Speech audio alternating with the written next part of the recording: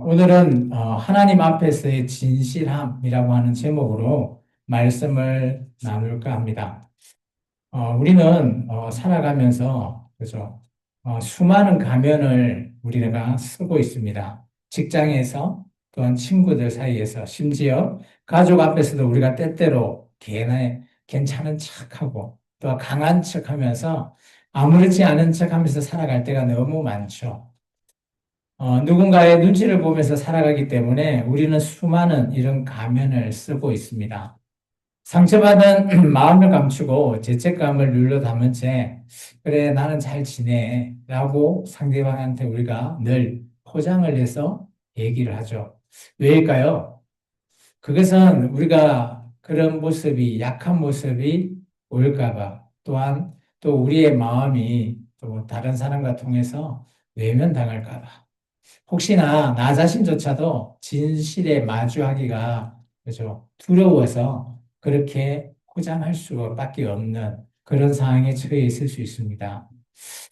우리는 어떤 상황에서도 우리가 우리 자신을 포장한다라는 것이 나쁘지는 않다라는 것을 봅니다. 그런데 그 포장 속에서도 우리가 정말 진실하고 알찬 그런 내용물이 되어야 된다는 거죠. 하나님은 우리의 겉모습뿐만 아니라 마음 깊은 곳을 바라보고 계시죠. 그래서 하나님께서는 우리의 마음을 중심을 보신다라고 얘기하십니다. 우리가 숨기려 했던 그런 상처들, 말하지 못하는 죄, 아니면 외면했던 이런 두려움까지도 하나님은 이미 알고 계시죠.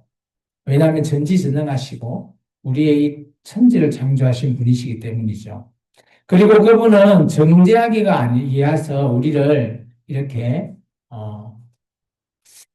벌을 주기 위한 이런 것은 아닙니다.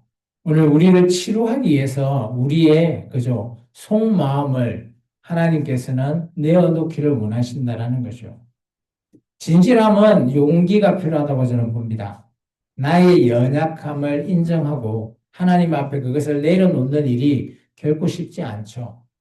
용기가 필요한 겁니다. 누군가에게 내가 진실하게 대하고 진실한 마음을 이렇게 공감할 때 상대방도 나의 마음을 알고 움직일 수 있다는 것이죠. 더더욱 우리가 하나님 앞에 나와서 기도하고 예배할 때 우리의 진실한 마음이 아니라 포장되어 있는 척, 거룩한 척 하는 것 필요 없다는 겁니다. 하나님은 우리의 마음의 중심을 알고 있기 때문에 우리가 뭐가 필요하고 또 우리에게 어떤 것이 필요한지를 다 알고 계시죠. 따라서 하나님 앞에 우리가 진실할 때 더 이상 우리는 숨기지 않아도 되는 거죠. 우리가 누군가 앞에 숨기려고 하고 누군가에게 그죠? 포장해서 나의 모든 안 좋은 단점을 숨기려고 한다 하면 그것이 한두 번은 될 거예요. 근데 시간이 지나면 어때요? 그런 것들이 그죠? 밖으로 나오는 것을 숨기기 위해서는 다른 것 또한 내가 열심히 노력을 할 수밖에 없는 겁니다. 그러다 보면 그것에 더 지쳐버려요. 그런데 우리의 원래 내 모습대로 숨기지 않고 원래 나의 모습 그대로 드러내놓는 것, 물론 처음에는 힘들어요. 용기가 필요한 겁니다. 그런데 나의 모든 내 모습 이대로 주님 앞에 내어놓는 것, 내 모습 이대로 내가 잘 아는 사람들 앞에 그냥 그대로의 모습을 드러낼 때는 우리의 마음은 평안합니다. 남한테 속일 필요도 없고요. 내가 거짓말을 할 이유가 전혀 없기 때문이죠. 오늘 시편 139편의 다윗은 우리가 하나님 앞에 이렇게 고백할 수 있기 바랍니다. 하나님, 내 마음을 살펴보시고 나를 인도하세요. 나의 마음을 살펴달라는 거예요. 누구에게 말하지 못하는 그런 것 있잖아요. 그런 것을 우리가 하나님 앞에 내어놓자라는 겁니다. 이것은 단순한 고백의 말이 아니라 하나님과의 깊은 교제를 향한 우리의 그 첫걸음이 될 줄 믿습니다. 오늘 본문의 말씀을 우리가 한번 읽어볼까요? 139편 23절과 24절입니다. 같이 읽겠습니다. 하나님이여 나를 살피사 내 마음을 아시며 나를 시험하사 내 뜻을 아옵소서. 내게 무슨 악한 행위가 있나 보시고 나를 영원한 길로 인도하소서. 이 말은 지금 다윗이 139편을 썼던 이 시편의 고백은 다윗이 하나님을 향한, 그죠? 다윗의 고백을 담겨져 있는 시편입니다. 근데 우리가 시편이 총 150편으로 되어 있고, 5권은 특별하게 바벨론 포로 귀한 자들이 썼던 할렐루야 시편이 함께 담겨져 있어요. 그러면 이 시편을 왜 다윗의 시편이 여기에 담겨져 있냐? 조금 의도가 있다라는 겁니다. 우리가 작가가 글을 쓸 때 어떤 의도로서 글을 쓰죠. 그러면 우리가 그 의도를 읽으면 우리가 작가의 마음을 우리가 이해하는 겁니다. 오늘 이 139편 같은 시편은 물론 다윗이 왕일 때 썼던 하나님과 함께 하고자 하는 자기의 어떤 악한 길을 갔었을 때도 그죠? 나를 깨닫게 하시고 다른 길로 인도해 달라고 하는 그런 자기 자신의 고백이 담겨 있어요. 근데 잘 생각해 보면 이 당시에 시편을 이렇게 수집하고 이 시편을 바벨론 포로 귀한 자에게 적용해 보자면 이런 적용이 됩니다. 바벨론 포로로 자유가 없고요. 핍박받고 억압받는 백성들에게 오늘 다윗의 이 고백이 이들에게 공감이 되는 거예요. 다윗은 하나님 앞에 내가 잘못 살았다면 인도해주고 제대로 된 길로 바른 길로 인도해달라. 오늘 이 바벨론 포로는 자유가 없잖아요. 언젠가는 이 바벨론이라는 나라가 망해야지만이 우리의 고국으로 돌아갈 수 있는 겁니다. 그럴 때 오늘 이 시편을 가지고 온 거죠. 그래서 바벨론 포로에게 이 시편은 소망이 되는 겁니다. 아, 내가 지금 힘들게 살고 있지만 하나님이 나를 다시 우리의 원래 고국으로 돌아가게 한다면 하나님은 나를 바르게 인도하고 계시는구나를 알 수 있기 때문이죠. 그것을 이 사람들에게는 더 위로가 되는 겁니다. 그럼 오늘 우리에게는 어떤 위로가 될까요? 오늘 우리에게는 우리 자신을 숨기지 않는 이런 다윗의 깊은 내면을 우리가 들여다볼 필요가 있다는 겁니다. 오히려 자기 자신을 열고 그 속에 있는 모든 것들을 하나님 앞에 드러낼 때 우리가 이런 고백을 할 수 있기 때문입니다. 지금 우리가 전쟁 중도 아니고요. 핍박받을 때도 아니잖아요. 그렇다면 지금 나의 삶, 나의 생활에서 내가 이런 고백을 어떻게 하면 할 수 있을까라는 것이죠. 우리가 멀쩡해 보일 수도 있어요. 그리고 우리의 마음속에 누구에게 말하지 못한 상처나 죄가 있을 때도 난 괜찮아. 조금만 버티면 되지. 이렇게 생각할 수도 있다라는 거예요. 다 잘 될 거야. 조금 시간이 지나면. 이런데 그것이 시간이 지난다고 해결될까요? 전혀 해결이 되지 않습니다. 우리의 마음만 더 상처를 입고요. 우리 안에 있는, 그죠? 감정들이 더 꾹꾹 눌려 담겨져서 우리가 언젠가는 터질 수밖에 없는 그런 상황으로 몰아가고 있는 거예요. 마치 시한폭탄을 들고 달려가는 기차와 마찬가지라는 겁니다. 그럼 우리가 어떻게 해야 될까요? 내 안에 있는 그런 시한폭탄 같은 감정, 그런 진노, 분노를 우리가 해결해야 된다는 겁니다. 오늘 다윗이 마찬가지. 오늘 하나님 앞에 자기의 모든 것들을 내려놓고 고백할 때 그것을 해결할 수 있다는 겁니다. 하나님께서는 우리를 잘못된 길로 인도할까요? 결국 그렇지 않습니다.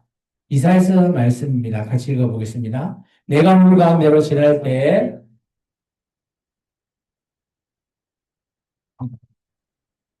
그가 물 가운데로 지날 때 하늘도 아니할 것이요 그 꽃이 너를 서리지도 못하리니.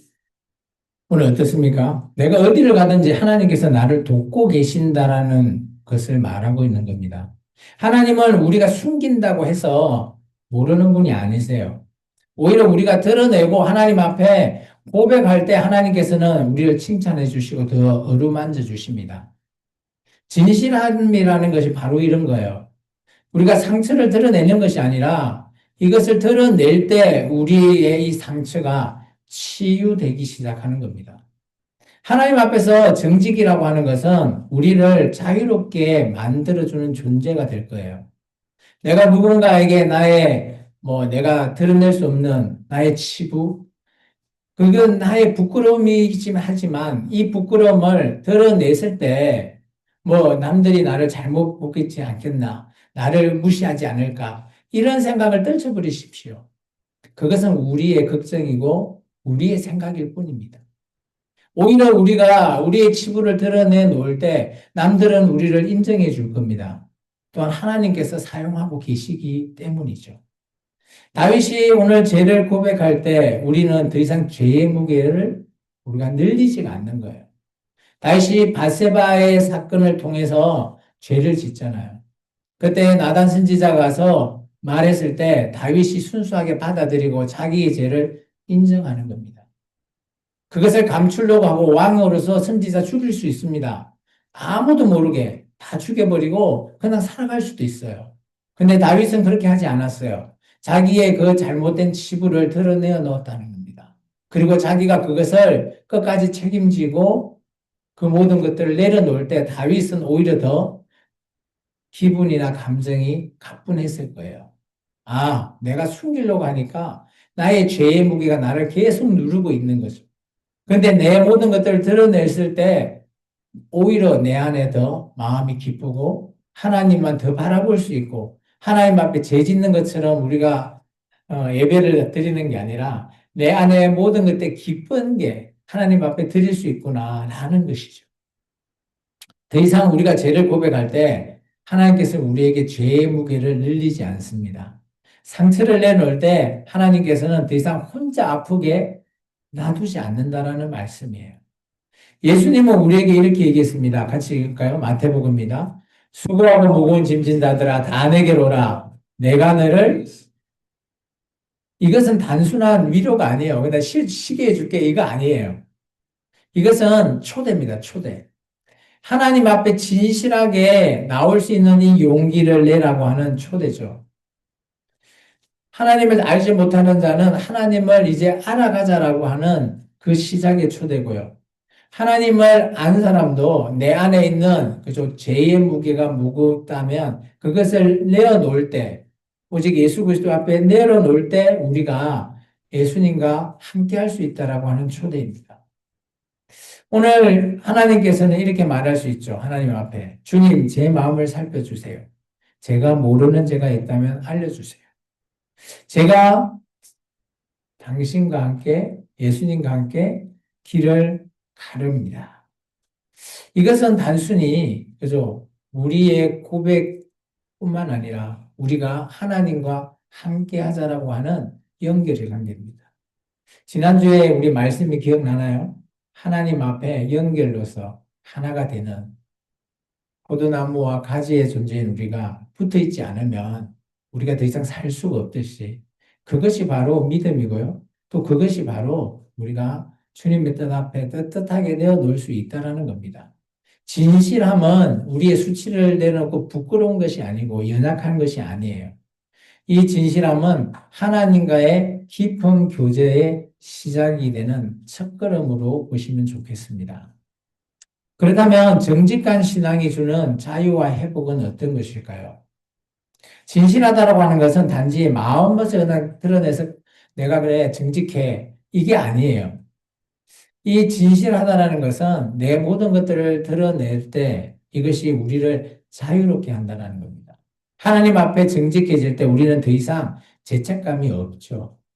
더 이상 나는 왜 이럴까 이거 우리가 고민할 필요가 없습니다. 우리가 세상을 살아갈 때 가장 대부분 우리의 걱정, 근심, 고민이 우리의 한 90% 이상을 차지합니다. 근데 그것이 다 떨쳐버리면 어떨까요? 우리가 정말 잡고 갈 수 있는 그 길은 너무 쉽다라는 거죠. 우리의 고민, 우리의 걱정이 우리를 눌려서 우리가 가지 못하는 거거든요. 그래서 정직한 신앙이라는 것은 우리가 억누렸던 그런 무게를 벗어나게 하고 하나님께서 주시는 회복의 길로 우리를 인도하게 만드는 겁니다. 많은 사람들이 신앙생활을 하면서도 마음속 깊이 그죠? 죄와 상처, 그런 감정적인 그런 요소들 때문에 겉으로는 예배를 이렇게 드리고 있고요. 그리고 기도하고 봉사도 열심히 하시는 분이 많습니다. 그런데 내면이 무너져 있는 거예요. 바울이 말하는 거 속사람. 속사람이 무너지면 이것은 하루아침에 걷잡을 수 없이 모든 것들이 무너진다는 겁니다. 신앙인이라면 강해야 돼. 뭐 신앙인이라면 기도를 많이 해야 돼. 신앙인이라면 매일매일 뭐 교회에 나가서 열심히 봉사해야 돼. 이런 강박이 오히려 우리를 더 자유에서, 그죠? 벗어날 수 없게끔 만드는 겁니다.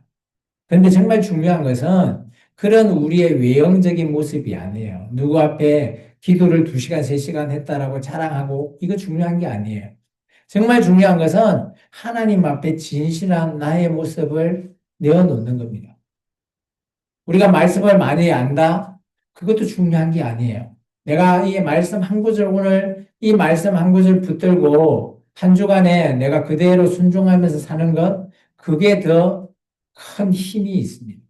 우리가 말씀을 뭐 창세기부터 계시록까지 내가 다 깨고 있다? 깨고 있으면 뭐합니까? 그대로 실천하지 않으면 아무 소용이 없다라는 겁니다. 오늘 하나님께서 우리에게 이렇게 말씀하십니다. 시편 34편이에요. 같이 한번 읽어볼까요? 여호와는 마음을 상한 자를 가까이 하시고 중심으로 통회하는 자를 구원하시는도다. 하나님께서는 언제나 우리에게 큰 위로가 되십니다. 하나님은 마음을 상한 자를 외면하지가 않아요. 우리 안에 있는 마음이 짓물러지고 또 누군가의 감정적인 그런 분노로 늘 우리가 이렇게 제대로 이 삶을 살아가기가 힘든 그런 우리라면 오히려 우리가 하나님 앞에 다 내어놔라는 겁니다. 하나님은 우리에게 위로해 주시는 겁니다. 옆 사람 짝꿍이 나를 위로하는 것이 아니라 하나님이 나를 위로할 때 내 마음이 치유가 되는 겁니다. 그래서 우리가 하나님 앞에 정직할 때 오늘 하나님은 우리를 다시 일으켜 세운다는 겁니다. 이처럼 정직한 신앙은 우리에게 회복을 가지고 옵니다. 우리가 늘 죄를 고백하죠. 주일날만 오면 여러분 기도하시잖아요. 그 기도 중에, 그죠? 죄 고백하지 않습니까? 근데 그 고백이 습관적으로 고백하면 아무 소용이 없어요. 정말 내 안의 마음을 하나님 앞에 내어놓으면서 진실하게 기도해야 됩니다. 그리고 우리가 상처가 입었을 때 치유받는 건 어떤 길일까요? 물론 겉에 이렇게 뭐 손이 다치거나 이럴 때 소독약을 바르고 한참 기다려야 되잖아요. 치유되는 게 쉬운 게 아니에요. 근데 우리의 마음이 상처를 입으면요, 뭘 발라야 돼요? 바를 수 있는 게 없죠. 그것은 그죠? 내가 가지고 있는 이 마음을 누군가에게 내어놔야지 그것이 마치 우리가 소독약 바르듯이 치유가 시작되는 겁니다. 그것이 바로 우리가 하나님 앞에 내려놔라는 겁니다. 그러면 우리가 바뀌는 겁니다. 바울은 그런 우리에게 이렇게 얘기합니다. 같이 읽을까요? 그런즉 누구든지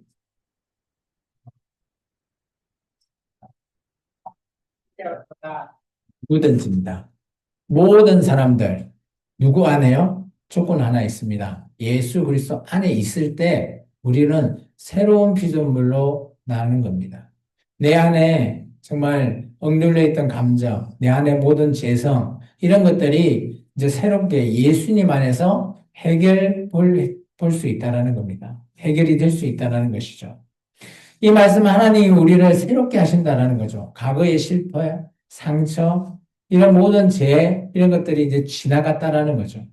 이제 우리는 더 이상 새로운 존재로 살아갈 수 있다라고 얘기하고 있어요.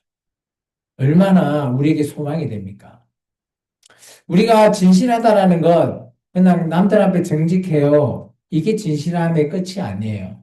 정말 진실함이라는 것은 내 안에 있는 어떤 것이라도 하나님 앞에 내어놓을 수 있는 것, 그것이 진실함입니다.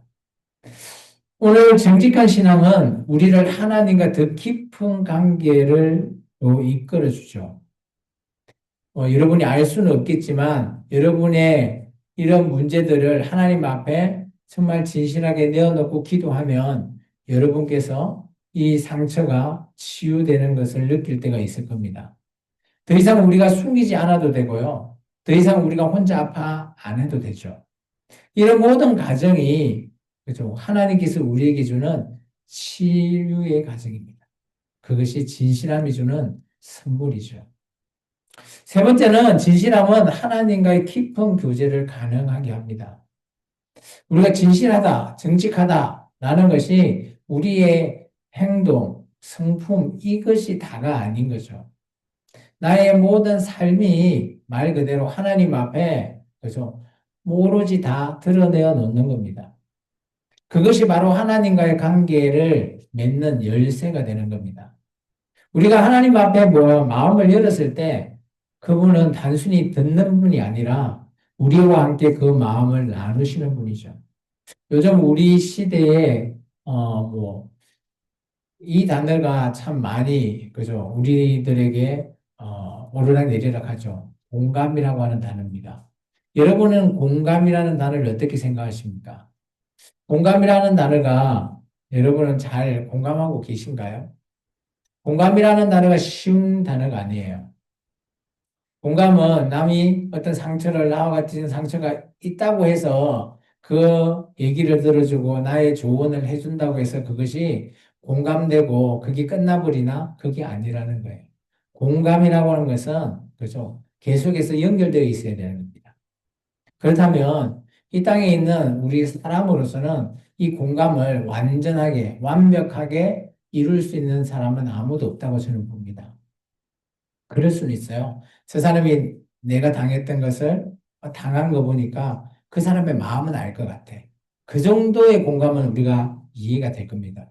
근데 그 사람을 향해서 내가 어떻게 해줘야 될지 나 또한 내가 그것을 해결할 수가 없습니다. 이럴 때 오직 우리가 해결할 수 있는 분이 한 분이밖에 안 계시죠. 우리가 믿는 하나님. 오직 예수 그리스도를 통해서 우리가 해결하지 않으면 이걸 해결받을 수 있는 길이 없어요.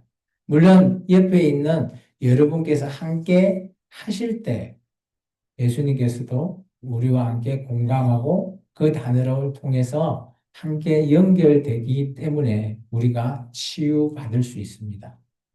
하나님 앞에 마음을 연다라는 것, 그분은 단순히, 그죠? 우리의 이 마음만 바라보는 분은 아니죠. 하나님을 그런데 우리가 어떻게 생각하세요? 기도할 때 기도 응답이 없으면 하나님은 계시는 거는 같은데 나 옆에 안 계시는 것 같아. 멀리 계시는 것 같아. 그렇게 느낄 때도 있지 않습니까? 또 우리가 어떤 위기에 처했을 때 막 기도하면서 하나님을 애타게 찾는데 하나님이 아무 응답이 없을 때 하나님이 있는 건 맞아? 라고 우리가 의심이 될 때도 있을 겁니다. 그런데 말이죠. 정말 하나님은 그렇지 않아요.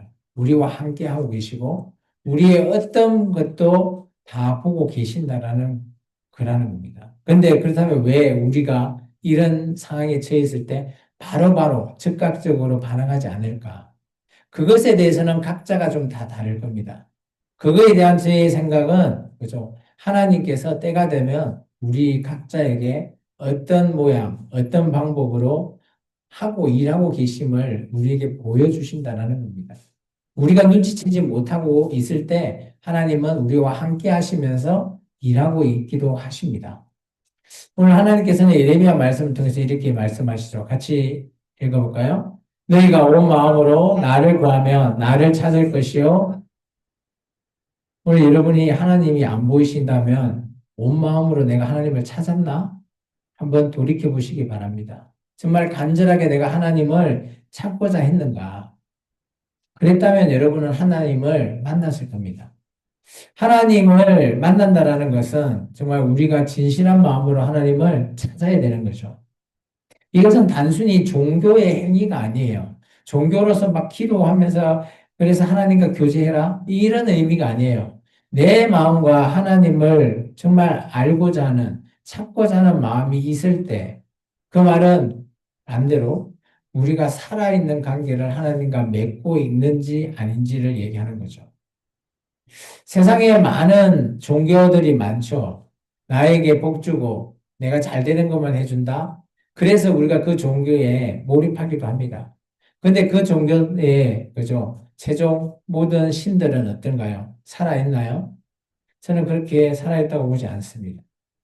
그런데 그렇다면 유독 왜 기독교의 하나님만 살아있다고 보냐? 라고 말하시는 분도 많이 있어요.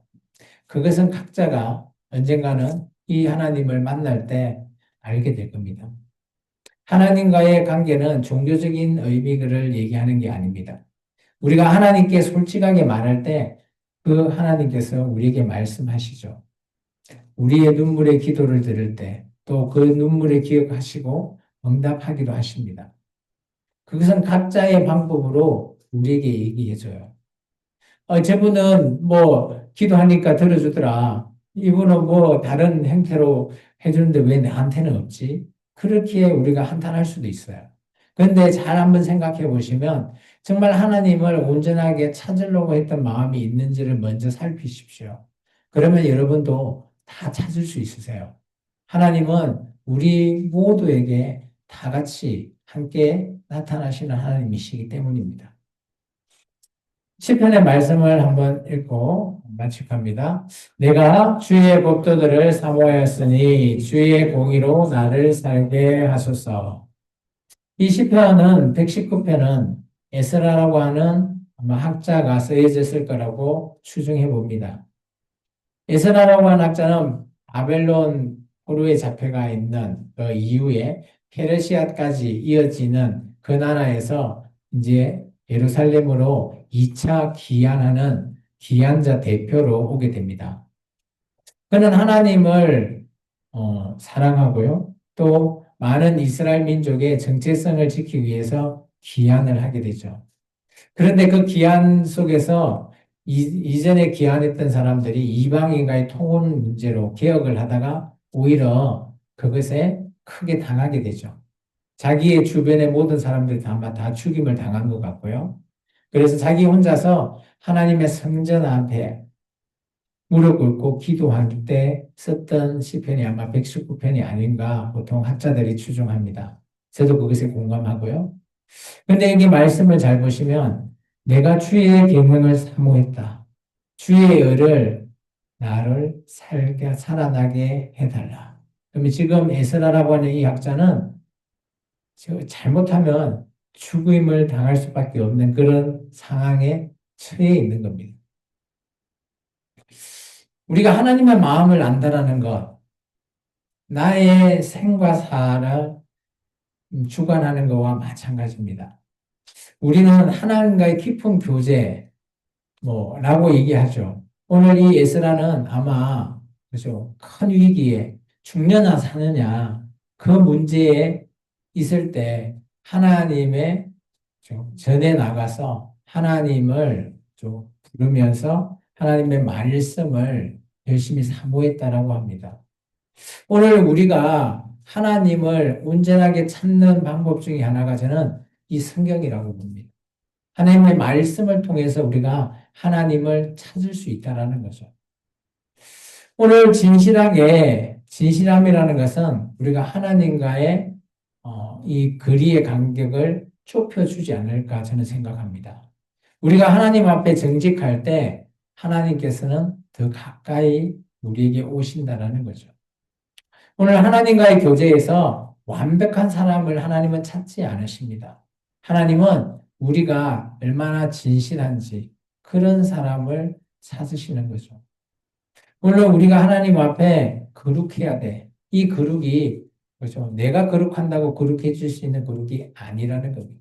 하나님께서 인정해 주실 때 우리가 거룩한 존재가 되는 겁니다. 우리는 모두 상처를 안고 살아가죠. 누구에게도 말하지 못하는 아픔, 스스로 외면하면서 하고 싶은 그런 우리의 문제들, 그리고 반복되는 실패 속에서 점점점 무뎌지는 우리의 마음들. 그럴 때 우리는 하나님을 조용히 한번 찾아보시기 바랍니다. 하나님께서 우리에게 이렇게 말씀하실 거라고 저는 생각합니다. 야, 숨지 말고 내게로 와라. 진실함은 용기가 필요합니다. 하지만 그 용기는 우리를 무너뜨리는 것이 아니라 다시 새롭게 우리를 세워주는 겁니다. 하나님 앞에서 진실할 때 우리는 더 이상 가면을 쓰지 않아도 돼요. 더 이상 남들 앞에 괜찮은 척, 남들 앞에서 그래, 이해하는 척, 이해가 안 되지만 그런 거 할 필요가 없다는 거예요. 진실함은 하나님과의 관계를 다시 숨쉬게 만듭니다. 마치 오래 닫혀 있는 창문을 탁 열면 어떨까요? 그게 밖에 맑은 공기가 싹 창문을 통해서 들어올 때 그 신선한 그런 감각, 마치 우리의 영혼이 다시 살아난다라는 그런 순간과 마찬가지 아닐까 봅니다. 그 순간 우리는 하나님과의 교제가, 그죠? 단순한 종교의 의무감, 책임감이 아니라 내가 살아있다라는 것을 깨닫게 해주는 것이 바로 하나님과의 진실함에서 저는 온다라고 봅니다. 하나님은 언제나 완벽한 사람을 찾진 않아요.